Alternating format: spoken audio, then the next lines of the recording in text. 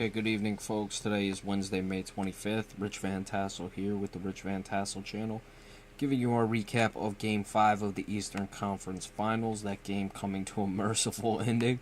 It was really just not really competitive at all from the start. Cleveland came out with 37 points in the first quarter to Toronto's 19. Outscored them again 28-15 in the second half and kept it rolling. They only lost the fourth quarter, which they lost by 2 points, and still won the game by 38. So they carried a 40-point lead into the fourth quarter.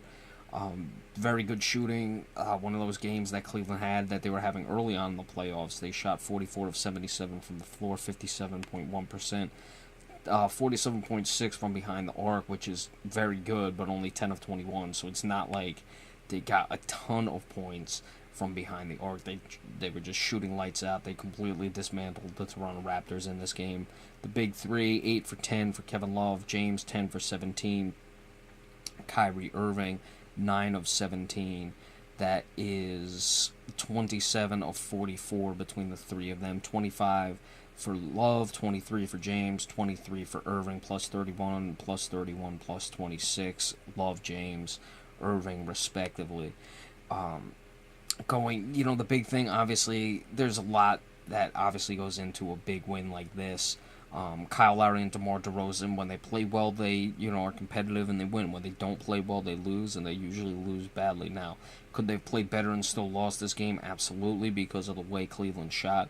But only 13 points for Lowry on 5 of 12. DeRozan, 14 points on only 2 of 8 shooting. He had to get to the line 12 times and make 10 of them for that. Valanciunas, in his first game back, came off the bench, had 9 points. I guess if you can look for any blessing in the blowout that they took, is Valanciunas was able to get some minutes, especially against, not as competitive competition. And I don't mean that as, looking at disrespect to any of the Cleveland bench players. It's just that when you're playing in that situation where a game is completely out of hand, it's more of a scrimmage at that point, so it's good for him to get his legs back under him. But there's not, much to discuss in this game.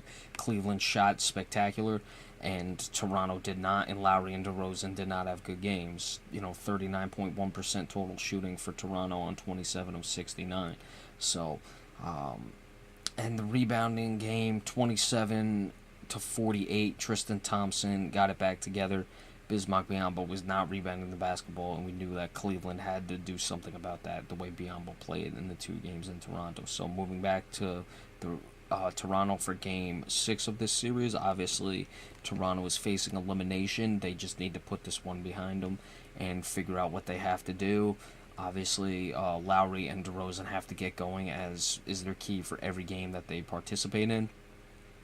But you can't drag on with this loss. We saw what happened with Oklahoma City when they lost they lost by a lot of points early in the series. This series against the Golden State Warriors and also against the San Antonio Spurs. You just respond, you come back, and you don't let it affect you. So that's what they got to do, and just take it from there and try to keep the season alive. And if they're able to do that and get to Game 7 in Cleveland, you only have to win them one game in Cleveland. You don't have to worry about any more the home court advantage, anything like that. Looking at it as they got 40 or 3, it just comes down to a simple game. But put this big loss behind you and then move forward is what Toronto has to do. But again, Cleveland just lights out shooting, taking the win by almost 40 points tonight.